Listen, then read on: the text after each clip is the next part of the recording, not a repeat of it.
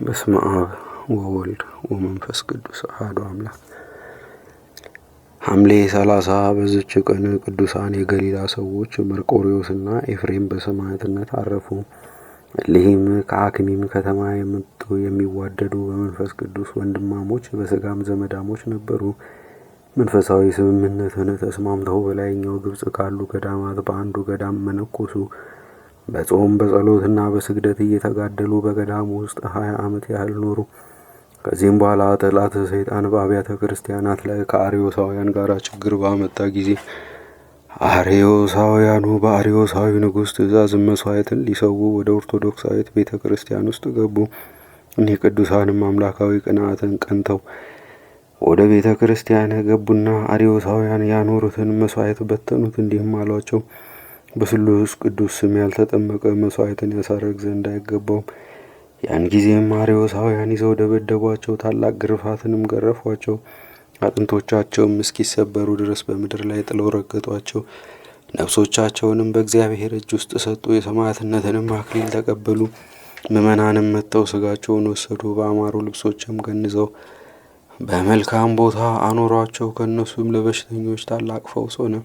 ለእግዚአብሔርም ምስጋና ይሁን፣ እኛንም በእኒህ ቅዱሳን ጸሎት ይማረን ለዘላለሙም አሚን። በዚችም ቀን የእስክንድርያ ሊቀ ጳጳሳት የአባ ጢሞቴዎስ የሥጋው ፍልሰት ከምስር በአስቄጥስ ወዳለ ወደ አባ መቃርስ ገዳም ሆነ።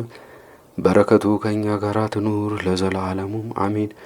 በዚችም ቀን ክብርንና ብልጽግናን ንቆ የተወ ጳውሎስ አረፈ። ይህም ቅዱስ ባለጸጋ ነበር። ደግ የሆነች ሚስትና የተባረኩ ልጆችም ነበሩት። መነኮስ ሊሆን ወደደ። ሚስቱንና ልጆቹንም ጠርቶ እነሆ ክብር ይግባውና ስለ ክርስቶስ ፍቅር እሸጣችሁ ዘንድ ወደድኩ አላቸው። እነርሱም አሳዳሪያችን ነህና የወደድከውን አድርግ አሉት። ከዚህም በኋላ ገንዘቡን ሁሉ ወስዶ ለድሆችና ለችግረኞች በተነ። ሚስቱንም ወደ ደናግል ገዳም ወሰዳት። እመምኔቷንም ጠራትና እንዲህ አላት፣ ለገዳምሽ አገልጋይ ትሆን ዘንድ ሚስቴን ልሸጥልሽ እወዳለሁ። እርሷም እሺ አለችው። የመሸጫዋንም ደብዳቤ ጻፈ። የሽያጯን ዋጋ ተቀብሎ ለድሆች ሰጠ። ልጆቹንም ወደ አበምኔቱ ወስዶ እንደ እናታቸው ሸጣቸው። ለአበምኔቱም አሳልፎ ሰጣቸው። ከዚህም በኋላ ወደ ሌላ ቦታ ሄደ። ራሱንም ለገዳሙ አለቃ ሸጠ። አለቃውንም ወደ ቤተ ክርስቲያን ብቻዬን ልገባ እሻለሁ አለው። በገባም ጊዜ በሩን በላዩ ዘጋ። እጆቹንም ዘርግቶ ቆመ። በታላቅ ድምፅም እንዲህ ብሎ ጮኸ፣ አቤቱ በፍጹም ልቡናዬ ወደ አንተ እንደመጣሁ አንተ ታውቃለህ። ወደ እርሱም እንዲህ የሚል ቃል መጣ፣ ሐሳብህን ሁሉ አወቅሁ፣ በፍጹም ልቤም ተቀበልኩ። ከዚህም በኋላ መንኩሶ አስጨናቂ የሆነው የገዳሙን ስራዎች ሁሉ እንደ ባሪያ እየሰራ ኖረ። ራሱንም ከሁሉ እጅግ አዋረደ። ነገር ግን ስለመዋረዱ እግዚአብሔር ከፍ ከፍ አደረገው። ከእርሱም ብዙዎች ድንቆችና ታምራቶች ተገለጡ። ከዚህም በኋላ በሰላም አረፈ። ለእግዚአብሔር ምስጋና ይሁን፣ እኛንም በጸሎቱ ይማረን ለዘላለሙም አሚን። በዚችም ቀን የእስራኤልዩ ቤተ ክርስቲያን የከበረችበት ነው። ይኸውም ሱሪያል መልአክ ነው። አማላጅነቱና ረድኤቱ ከእኛ ጋር አይኖሩ ለዘላለሙ አሜን። በዚችም ቀን ቅዱስ ሐዋርያ እንድርያስ ተአምራትን አደረገ። እንድርያስ በጽር አገር ያለ ክብር ይግባውና ጌታችን ኢየሱስ ተገልጦ እንዲህ አለው፣ ማትያስን ከእስር ቤት ታወጣው ዘንድ ሰውን ወደሚበሉ ሰዎች አገር ሂድ። የዚያች አገር ሰዎች ከ3 ቀን በኋላ ሊበሉት ያወጡታልና። እንድርያስም ጌታችንን እንዲህ አለው፣ የቀረው 3 ቀን ከሆነ እንዴት እደርሳለሁ? ነገር ግን ፈጥኖ የሚያወጣውን ከመላእክት አንድ ላክ እንጂ። ጌታችንም ለእንድርያስ እንዲህ ብሎ መለሰለት፣ ስማ፣ ሀገሪቱን ወደዚህ ነይ ካልኋት በውስጧ ከሚኖሩት ሁሉ ጋር ትመጣለች። አንተና ደቀ መዝሙሮች ግን ጠዋት በሆነ ጊዜ ተነስታችሁ ወደ ባህሩ ሂዱ፣ የተዘጋጀ መርከብንም ታገኛላችሁ፣ እርሱም ያደርሳል። ይህንንም ብሎ ከእርሱ ዘንድ በክብር አረገ። በነጋ ጊዜም እንድርያስ ከደቀ መዛሙርቱ ጋር ተነስቶ ወደ ወደቡ ደረሰ። ጥሩ መርከብንም አየ። ጌታችንንም በሊቀ ሐመር አምሳል አየው። ጌታችን እንደሆነ ግን አላወቅም። ሊቀ ሐመር ሆይ ሰላም ለአንተ ይሁን አለው። ጌታም የእግዚአብሔር ሰላም ይደርብህ አለው። እንድርያስም ደግሞ በዚህ መርከብ ወዴት ትሄዳለህ አለው። ጌታም ሰውን ወደሚበሉ ሰዎች አገር ሄዳለሁ አለው። እንድርያስም ሊቀ ሐመሩን ወንድሜ ሆይ ከአንተ ጋር ትጭነኝ ዘንድ እለምንሃለሁ አለው። ሊቀ ሐመሩም እሺ ብሎ ወደ መርከቡ አወጣቸው። በባህሩ ላይም ሲጓዙ ጌታችን እንድርያስን እንዲህ ብሎ ጠየቀው፣ ጌታህ ምን ኃይል አደረገ? እንድርያስም ጌታችን ከአረጋቸው ተአምራቶች ሊነግረው ጀመረ። ጌታችን እንደሆነ አላወቀም ነበርና። ከዚህም በኋላ ሊቀ ሐመሩ እንደሚያንቀላፋ ሰው ሆነ። ያን ጊዜም እንድርያስ ከደቀ መዛሙርቱ ጋር ተኛ። በዚያን ጊዜም ጌታችን እንድርያስንና ሁለቱን አርድእቱ እንዲሸከሟቸው ዘንድ መላእክትን አዘዛቸውና ወስደው በባህሩ ዳርቻ አኖሯቸው። እንድርያስም ከእንቅልፉ በነቃ ጊዜ መርከብን አላገኘም፣ እጅግም አደነቀ። ለደቀ መዛሙርቱም እንዲህ አላቸው፣ ልጆቼ ሆይ በመርከብ ውስጥ ከጌታችን ጋር ነበርን፣ ግን አላወቅንም። ከዚህም በኋላ እንድርያስ ተነስቶ ጸለየ። ክብር ይግባውና ጌታችንም በመልካም ጎልማሳ አምሳል ተገለጠለት። እንዲህም አለው፣ ወዳጄ እንድርያስ አትፍራ፣ እኔ ይህን አድርጌያለሁና። አንተ በ3 ቀን አልደርስም ብለህ ነበር። ስለዚህ በፍጥረት ሁሉ ላይ ኃይል እንዳለኝ የሚሳነኝም እንደሌለ ታውቅ ዘንድ እንግዲህም ወደ ከተማው ገብተህ ማትያስን ከእስር ቤት አውጣው፣ ከእርሱ ጋር ያሉትንም ሁሉ። ከዚህም በኋላ እንድርያስ ከደቀ መዛሙርቱ ጋር ተነስቶ ወደ ከተማ ገባ። ማትያስ ወዳለበትም እስር ቤት ሄደ። በደረሰም ጊዜ የወህኒ ቤቱ ደጅ ራሷ ተከፈተች። በገባ ጊዜም ማትያስን ተቀምጦ ሲዘምር አገኘው። እርስ በርሳቸውም ሰላምታ ተሰጣጡ። እንድርያስም ማትያስን ከ2 ቀን በኋላ አውጥተው እንደ እንስሳ አርደው ይበሉኛል አልክ። አንተ በጌታችን ዘንድ ያየናትን ያችን ምስጢር ረሳሃትንም? በምንናገራት ጊዜ ሰማይና ምድር ይናወጣሉ አለው።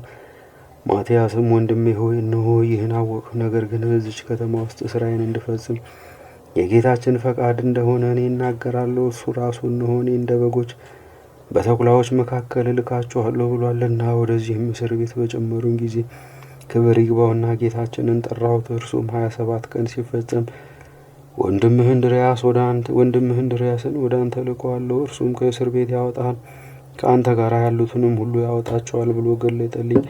እነሆም ደርሰሃል፣ የምትሰራውንም አስተውል አለው። እንድርያስም ወደ እስረኞች በተመለከተ ጊዜ እንደ እንስሳ ሳር ሲበሉ አይቶ አዘነ፣ አለቀሰም። ሰይጣንንም ከሰራዊቱ ጋር አሰረው። ከዚህም በኋላ እንድርያስና ማትያስ ተነስተው ወደ እግዚአብሔር ማለዱ፣ እጆቻቸውንም በእስረኞች ሁሉ ላይ ጫኑ። አእምሯቸውም ተመለሰ። ከከተማውም ውጭ ወጥተው በዚያ በአንድነት እንዲቀመጡ አዘዟቸው። እኒያ ሐዋርያትም የሚሆነውን ያዩ ዘንድ ወጥተው በሀገሩ ጎዳና ዳር ተቀመጡ። የከተማው ሰዎችም እንደ ልማዳቸው የሚበሉትን ከእስረኞች ውስጥ ሊያወጡ መጡ። የእስር ቤቱን ደጅ ክፍት ሆኖ አገኙ፣ እስረኞችም አልነበሩም። ደንግጠውም በእኛ የደረሰብን ምንድን ነው? ወዮልን አሉ። ያን ጊዜም ሰይጣን ሰውን መስሎ ሐዋርያት ይህን እንዳደረጉ ነገራቸው፣ ያሉበትንም አመለከታቸው። የከተማው ሰዎችም በመቀዳደም ሮጡ፣ እንድርያስንና ማትያስንም ይዘው በከተማው ጥጋ አስጎተቷቸው። በሌሊትም በእስር ቤት ያሳድሯቸው ነበረ። 3 ቀናትም እንዲህ ያደረጉባቸው፣ ደማቸውም እንደ ውሃ ፈሰሰ።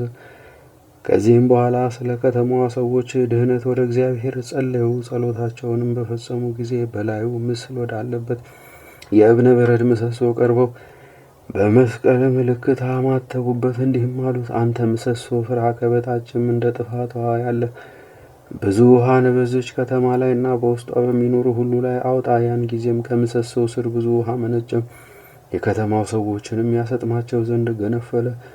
ሰዎችም ከከተማ ወጥተው ሊሸሹ ወድደው ወንዶችና ሴቶች ልጆቻቸውን ያዙ። ውሃውን በዝቶ ከበባቸው፣ ማምለጥም አልተቻላቸውም። ውሃውም እስከ አንገታቸው ደረሰ። ያን ጊዜም አለቀሱ፣ እንዲህም አሉ፣ ወዮልን! ይህ ሁሉ በእኛ ላይ የመጣው በእነዚህ በተመረጡ ሰዎች በእግዚአብሔር አገልጋዮች ምክንያት ነው። እኛም በአምላካቸው እናምናለን። እንድርያስም የእብነ በረድ ምሰሶ እንግዲህስ በቃህን ነው፣ የጥፋት ጊዜ አለፈ፣ የአዝመራ መሰብሰቢያም ደረሰ አለው። ያን ጊዜም ውሃው ተገታ። ውሃውም እንደተገታ የከተማው ሰዎች አይተው ወደ ሐዋርያት ሄዱ። ስለዚያች ከተማ ሰዎች ድህነትም ቆመው እጆቻቸውን ዘርግተው ወደ እግዚአብሔር ሲጸልዩ አገኟቸው።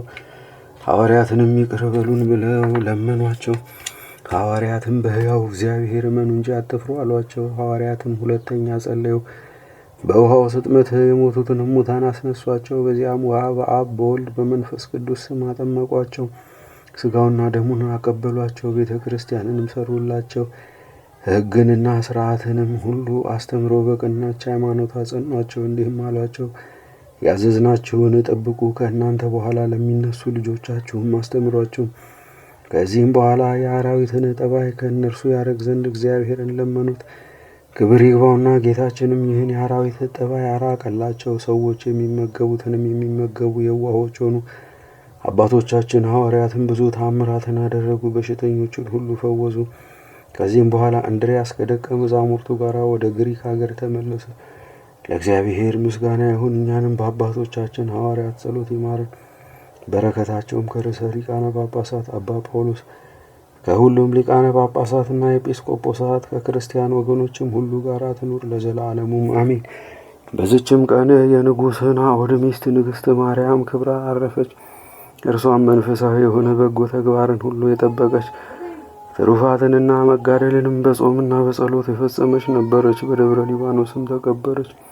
ለእግዚአብሔር ምስጋና ይሁን፣ እኛንም በአባቶቻችን ነቢያትና ሐዋርያት በጻድቃንና በሰማዕታት በደናግል በመነኮሳት በቅዱሳን መላእክትን በተመረጡ ሊቃነ ጳጳሳትና ኤጲስቆጶሳት በቀሳውስትና በዲያቆናት ሃይማኖታቸው በቀና በአእሩግና ሕፃናት በእነዚህ ሁሉ ጸሎት ይማረን። አምላክን የወለደች የእመቤታችን የቅድስት ድንግል ማርያም በረከቷ በርዕሰ ሊቃነ ጳጳሳታችን በሁሉም ሊቃነ ጳጳሳትና ኤጲስቆጶሳት እንዲሁም በሁላችን በቅድስት ኦርቶዶክሳዊት ተዋሕዶ ቤተ ክርስቲያን ልጆች ላይ ይደር ለዘላለሙ አሜን።